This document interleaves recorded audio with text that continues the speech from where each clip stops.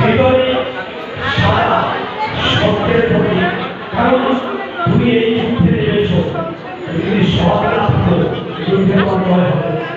ওই যে ওরা কারা পেয়েছে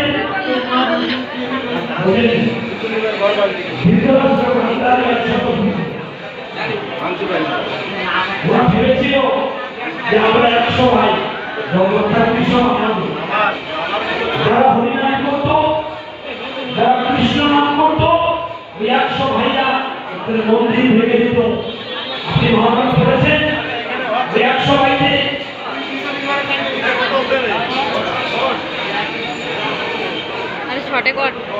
লক্ষ্মীকান্ত দলের লোক সব মানুষের আছে শুনিয়ে রাখতে, আপনারা সেখানে চলে যান।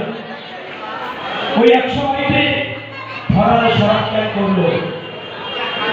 আপনি জানেন যারা কৃষ্ণ নাম করতো তাদের মারপিট করত।